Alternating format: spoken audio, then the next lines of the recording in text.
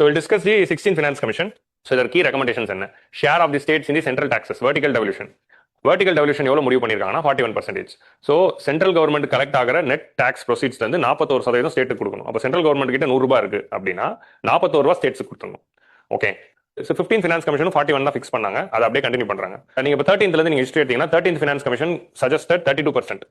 14th finance commission plus 10 போட்டு 42% increase பண்ணாங்க.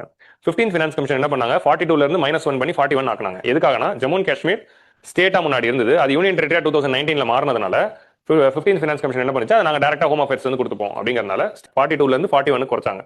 15th finance கமிஷன்ல most of the state governments கேட்டது என்ன, வெறும் தமிழ்நாடு மட்டும் இல்ல, most of the state governments 50% கேட்டிருந்தாங்க. Criteria for devolution, horizontal devolution. இப்போ சென்ட்ரல் கவர்மெண்ட் கிட்ட 100 ரூபாய் வருதுன்னா அந்த 100 ரூபாயில இருந்து 41 ரூபாய் ஸ்டேட் கொடுக்கணும் அப்படின்னு இருக்கு.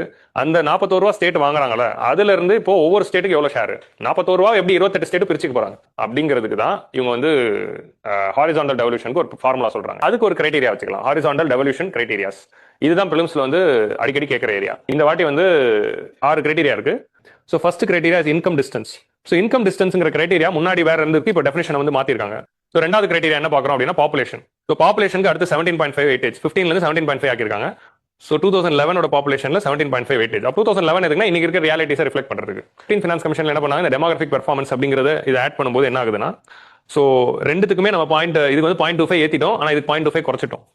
ஸோ அடுத்ததா நம்ம யூஸ் பண்ற பேராமீட்டர் வந்து ஃபாரஸ்ட். ஸோ ஃபாரஸ்ட் கவர் அப்படிங்கிற இந்த பேராமீட்டர் வந்து 14th ஃபினான்ஸ் கமிஷன்ல தான் லான்ச் பண்ணாங்க. அதுக்கு வந்து 10% இருந்தது, அதே 10% இப்போ நம்ம மெயின்டைன் பண்றோம். ஸோ அதான் பார்க்குறோம். அதுக்கு முன்னாடி ஏரியான்னு ஒரு பேராமீட்டர், ஏரியானா வந்து ஸ்கொயர் கிலோமீட்டர், அந்த ஸ்டேட்டோட ஏரியா என்ன. ஸோ கடைசியா வந்து இதுக்கு முன்னாடி டாக்ஸ் அண்ட் ஃபிஸ்கல் எஃபர்ட்ஸ் இருந்துச்சு. இப்போ இந்த கரண்ட் ஃபினான்ஸ் கமிஷன் அதை அபாலிஷ் பண்ணிட்டாங்க. அதை அபாலிஷ் பண்ணிட்டு புதுசா ஒரு கிரைட்டீரியா வந்து கொண்டு வந்திருக்காங்க, கான்ட்ரிபியூஷன் டு ஜிடிபி.